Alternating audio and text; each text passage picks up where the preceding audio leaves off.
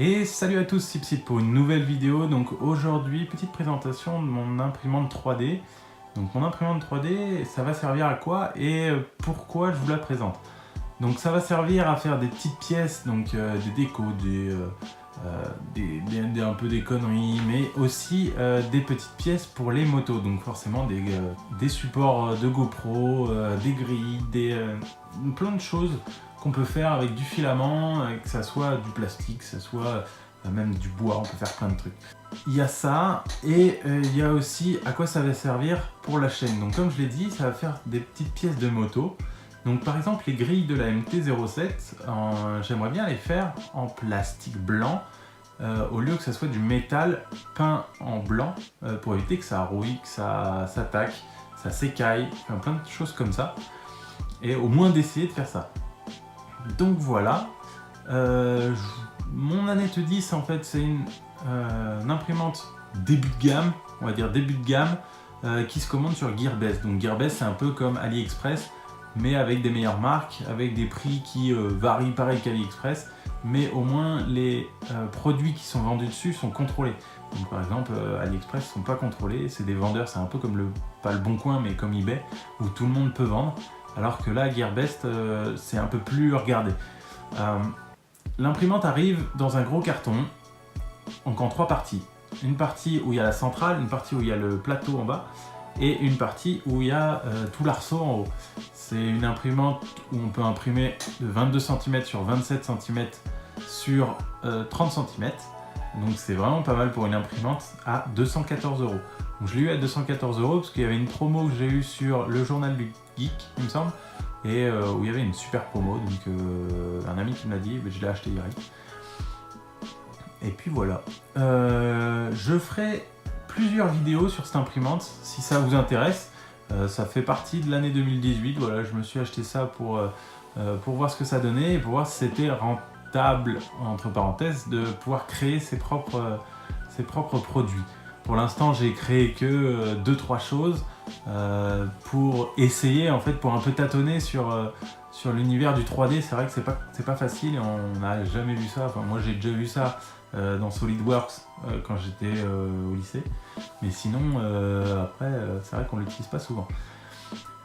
Donc c'est une imprimante qui arrive pas comme plug and play, mais pratiquement quoi. Vraiment, il donne une carte SD où on branche toute l'imprimante, on la monte. Il y a des modes d'emploi. Malgré ça, les modes d'emploi sont pas top. Vaut mieux aller sur internet, par exemple sur YouTube. Il y a pas mal de mecs qui font des démos dessus, qui font du déballage. Donc des démos, je pense à Heliox, donc qui fait des démos dessus. Qui nous donne 2-3 astuces aussi que j'ai appliquées sur cette imprimante pour pouvoir l'utiliser plus facilement, ou du moins pour que ça soit plus facile, par exemple à tendre les courroies. Donc voilà, il nous donne aussi 20 mètres de PLA, donc pour pouvoir un peu imprimer ce qu'on veut. 20 mètres, là par exemple, cette impression là elle m'a fait 8 mètres je crois, mais bon, en taille ça fait peut-être 7 cm sur 10 cm, allez, même un peu moins, 6 cm sur 10 pardon. Et puis voilà, en gros ce que je vais faire comme vidéo sur cette imprimante, ça sera soit des créations pour la moto, donc si j'arrive à créer les grilles pour la MT, je le ferai. Il y aura une vidéo où je fais toutes les améliorations, où je présente toutes les améliorations que j'ai appliquées à cette imprimante. Ça fait 3 semaines, 1 mois que je l'ai. Et c'est vrai qu'on fait pas mal d'impressions, et au moins on fait des tests d'impression avec le PLA qu'on a acheté. Et puis voilà, on a ça. C'est livré avec tournevis, vis, bus de rechange, téflon, PLA, et puis c'est tout, il me semble. Puis mode d'emploi, voilà, basique. Pour ce qui concerne du PLA, il y a beaucoup de vidéos qui tournent sur internet avec des différents tests.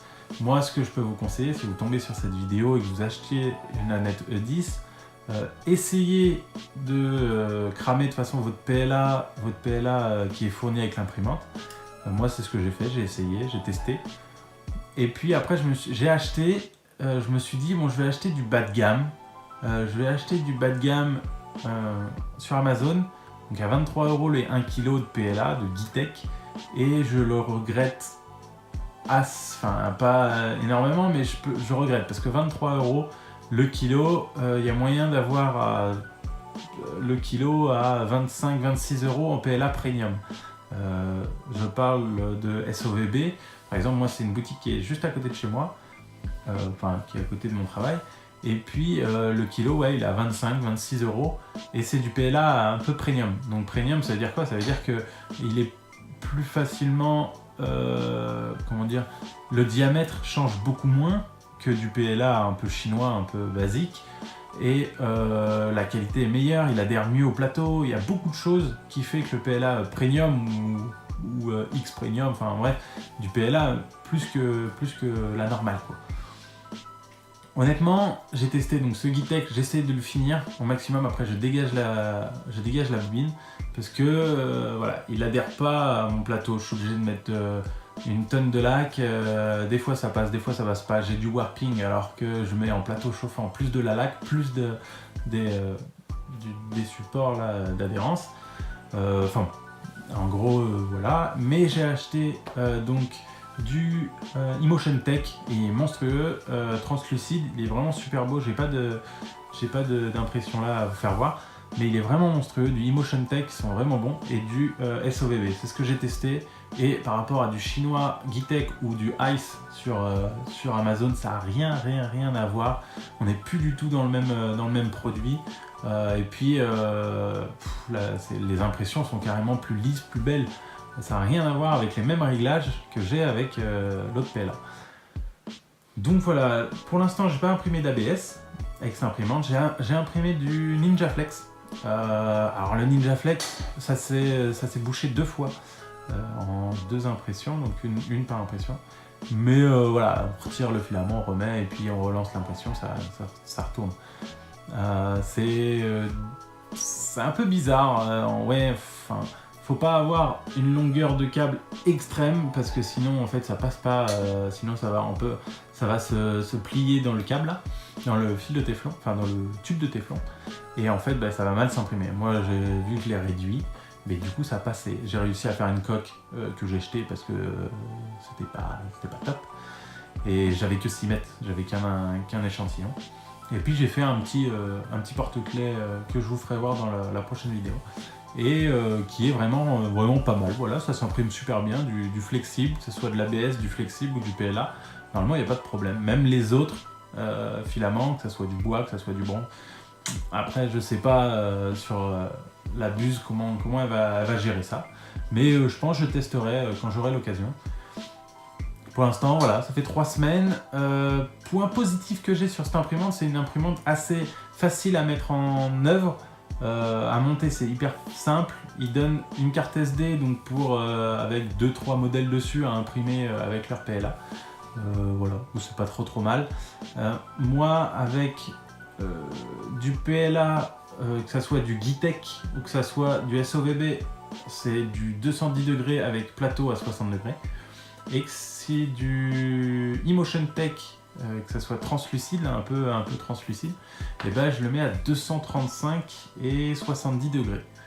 Donc voilà, après si vous voulez l'impression elle soit propre, finie, mettez entre 40 et 50 mm/s d'impression. Et pour celle-là, par exemple, où je m'en fous un peu de la qualité, ça va être caché un peu dans un cache qui est pas loin, je l'ai mis à 100 ou 90 mm/s. Donc voilà, je vous ferai voir tout ce qui est mon Cura et puis mes logiciels peut-être de 3D, mes logiciels de 3D sur l'ordi. Je sais pas, on verra comment cette vidéo, si vous l'aimez ou pas. Si vous l'aimez pas, je ferai 2-3 vidéos à côté pour présenter cette imprimante. Et sinon, j'arrêterai des vidéos sur cette imprimante. Tout simplement.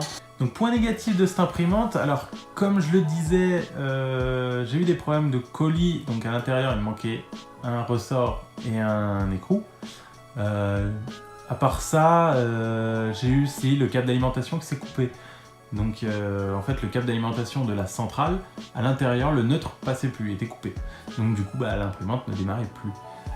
Donc je l'ai ouverte, j'ai cramé la garantie, je l'ai ouverte pour voir pourquoi ça marchait pas, les fusibles, etc. Et en fait, c'était tout simplement le câble, je l'ai changé et tout marche bien. Donc voilà, à part ça, aucun problème avec cette imprimante. 214 € sur Gearbest. Je vous mets pas de lien, allez chercher sur internet, il y a pas mal de liens directs dessus, déjà affiliés, des gens que ça coûte moins cher. Et puis voilà, je vous ferai 2-3 vidéos donc pour les améliorations et les différents modèles que j'ai fait et aussi que ma femme a peint avec la peinture qu'elle utilise. Voilà, je vous dis à la prochaine. Passez une bonne soirée, une bonne journée, un bon week-end, une bonne nuit. Et puis je vous dis à la prochaine. Ciao tout le monde!